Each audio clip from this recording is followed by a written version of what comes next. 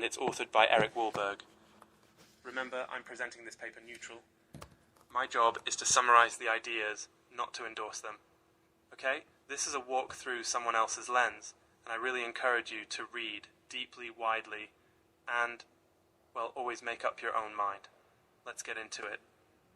What fundamental question does this paper ask? Basically, what was life actually like for sexual minorities before Stonewall? Why did things change so dramatically, and what have we maybe misunderstood about both the oppression and the internal debates among gays, theorists, and society at large before the social rebellion of the late 1960s? And why does this matter today? Well, for one, the legacy of past controversies still shapes policy, activism, education, and honestly, the images we all carry of what it means to be gay, straight, or something else. So if you're alive today, which I hope you are, this kind of historical look affects everyone, not just historians or activists. Eric Wahlberg sort of throws us into that earlier world with this sense of frustration. He's reacting to what he calls the fawning celebration of homosexuality today, and says, wait, let's actually examine the complicated, sometimes contradictory reality of pre-Stonewall thinking and experience. What actually was being theorized and argued, right? Who was pushing for what? It's not all black and white. The paper walks us through some pretty vivid historical markers, like take the McCarthy-era purges, 15,000 teachers fired in the US due to accusations of homosexuality. That's a staggering number. Meanwhile, Eric notes, Canada largely skipped the worst of these purges, but still had its own set of contradictions. There's also this colourful rundown of literary figures.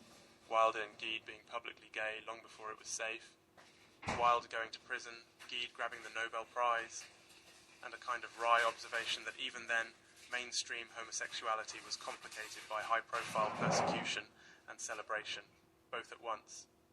Digging deeper, the paper brings out conflicting views, even within the gay community, authors and sexologists. There's a focus on Edward Carpenter's third sex theory, Hirschfeld's early advocacy for LGBTQ acceptance, and then the more critical lens brought by psychiatrist Hervey Cleckley.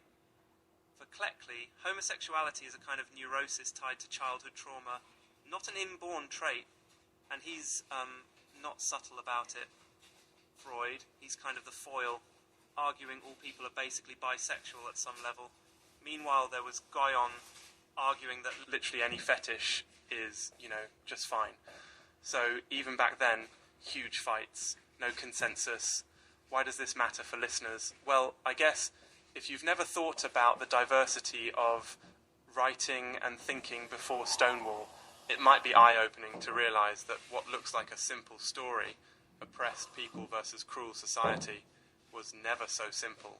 There were earnest efforts to cure homosexuality using methods that are pretty shocking today. Chemical aversion, shock therapy, the whole 9 yards.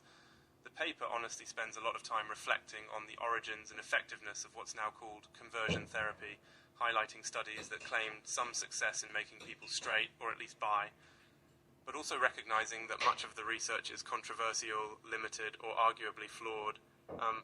And it's a good place for a reminder. I'm not endorsing any of this, just reporting what the paper says. There's a kind of digression about 20th century celebrities too, like James Franco playing a gay activist turned Christian in film, and questions about identity, performance, and whether one can choose their desires or not. You ever notice how so many actors get asked, like, hey, are you method acting or just living your truth?